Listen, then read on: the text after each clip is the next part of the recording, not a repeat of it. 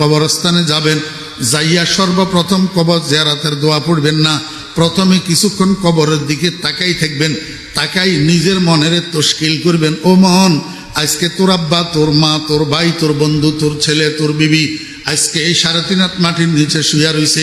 এত কাছে হওয়া সত্ত্বেও তুই কোনো খবর নিতে পারতেছিস না, সুখে আছে না দুঃখে আছে জানিস না। ও মন, আগামীকাল তুই তোর মৃত্যু হলে, তুই মরে গেলে তোরও তো এরকম 3.5 হাত মাটির নিচে ঢুকাইয়া দিবে। এই জমিনে যত মানুষ আছে কেউ তোর খবর নিতে পারবে না। আল্লাহর কাছে কি নিয়ে যাবি, মুখ কেমনে দেখাবি?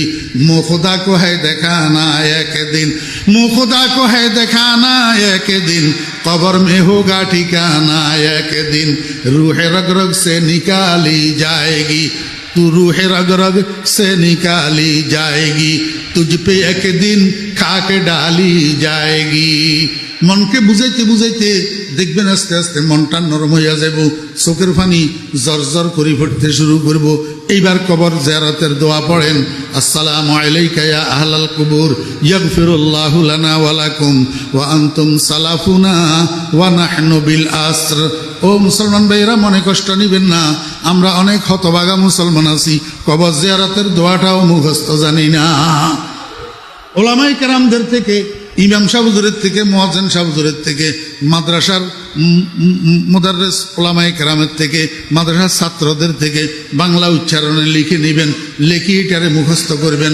আসসালামু আলাইকুম ইয়া আহলাল কুবুর, ইয়াগফিরুল্লাহু লানা ওয়া লাকুম ওয়া আনতুম সালাফুনা ওয়া নাহনু বিল আসর। আরেকটা আছে, এটা একটু শক্ত টাইপের, এটা পাইতেন নয়, এটা সোজা আছে, এইটারে মুখস্থ করে লইবেন। তারপরে এবার আউযুবিল্লাহ বিসমিল্লাহ পড়ি, কমপক্ষে একবার আলহামদু শরীফ পাঠ করবেন, কমপক্ষে 3 বার কুল হুয়াল্লাহ শরীফ পাঠ করবেন, কমপক্ষে 7 বার 11 বার দরুদ শরীফ পড়বেন। এবার আল্লাহর কাছে মনে মনে দোয়া করবেন, হে আল্লাহ, আমি যে তোমার কোরআন তেলাওয়াত করলাম, আমি যে সূরা ফাতিহা পড়লাম, সূরা ইখলাস পড়লাম, দরুদ শরীফ পড়লাম, এগুলার সওয়াব দয়া করে আমার আব্বার রুহের উপরে পৌঁছাইয়া দাও, আমার মায়ের রুহের উপরে পৌঁছাইয়া দাও।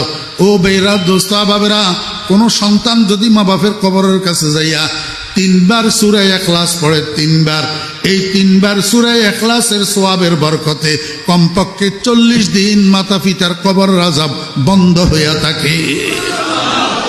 কতদিন?